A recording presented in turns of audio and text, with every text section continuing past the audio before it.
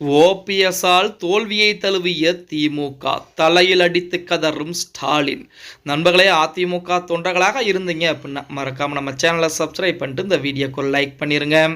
அனைத்திந்திய அண்ணா திராவிட முன்னேற்ற கழகத்திற்கு துரோகம் செய்துவிட்டு, அதாவது அதிமுகவை அழிக்க நினைத்து திமுகவிலே இணைந்து கொண்டவர் தான் நமது ஓபிஎஸ் அவர்கள் அப்படின்னு நான் சொல்ல, அவரின் மீது பல குற்றச்சாட்டுகள் என்பது முன்வைக்கப்பட்டு கொண்டுதான் இருக்கிறது. இப்படிப்பட்ட ஒரு சூழலில் ஓபிஎஸ்ஐ பொறுத்த வரைக்கும் 2021 சட்டமன்ற தேர்தலில் சரியான முறையிலே வேலைகளை பார்த்திருந்தால் அதிமுக அந்த தேர்தல், அதாவது இதுக்கு முன்பாக இருந்த தேர்தலிலும் அதிமுக வெற்றி பெற்றிருக்கும். வெற்றி பெற்று ஆட்சி அமைத்திருந்தால் கண்டிப்பாக இந்த முறையும் எதிர்க்கட்சியாக வரக்கூடிய அளவிற்காவது அதிமுக இருந்திருக்கும் அப்படின்னே கூட சொல்லலாம். ஆனால் அதையெல்லாம் தாண்டி எடப்பாடி பழனிசாமி முதல்வராக கூடாது என்ற ஒரே எண்ணத்தில் அதிமுக அழிந்தாலும் பரவாயில்லை நினைத்தவர் தான் நமது ஓபிஎஸ் அவர்கள். அப்படிப்பட்ட ஓபிஎஸ் இறுதியில் தாய் கழகமான திமுகவிலே இணைந்து கொண்டார்.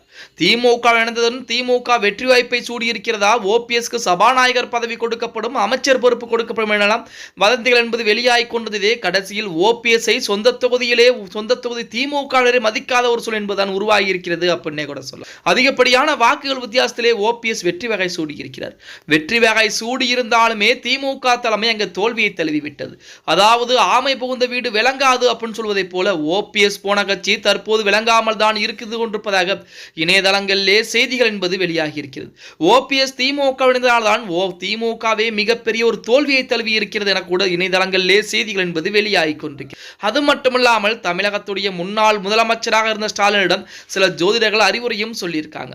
அதாவது இன்னும் வரக்கூடிய நபர்களை திமுகவிலே, அதுவும் அதிமுக நபர்களை திமுகவில் இணைக்க வேண்டாம், அது இணைப்பது நமக்குத்தான் பாதகமாக முடியும் என சொல்லியிருப்பதாக கூட ஒரு காலத்திலே செய்திகள் என்பது வெளியாகி இருந்தது.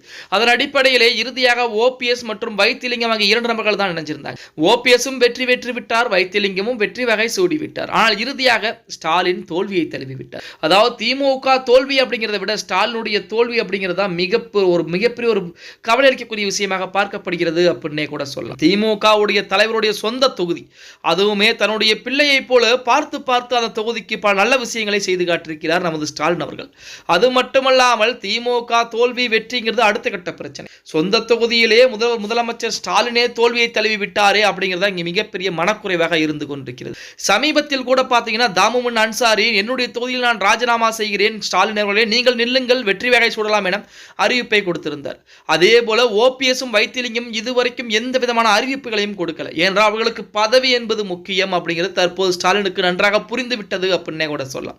ஓபிஎஸ் நினைத்திருந்தால் போடி நாயக்கர் தொகுதியில் நான் ராஜினாமா செய்கிறேன், ஸ்டாலின் அவர்களே நீங்கள் இங்கே வந்து நில்லுங்கள், மறுபடியும் எலெக்ஷன் என்பது வரும், தேர்தல் என்பது வரும், அந்த நேரத்தில் நீங்கள் வெற்றி பெற்று சட்டசபைக்குள் போகலாம் என ஓபிஎஸ் சொல்லியிருக்கலாம். அதுவும் சொல்லாமல் தான் இருந்து கொண்டிருக்கிறார். பொறுத்து பார்க்கலாம். ஓகே கைஸ், வீடியோ பிடிச்சிருந்தா மறக்காம லைக் பண்ணிருங்க. அப்படி நம்ம போடக்கூடிய வீடியோ பற்றின கருத்துக்களை கீழே மறக்காம கமெண்ட் பாக்ஸில் பதிவு நண்பா.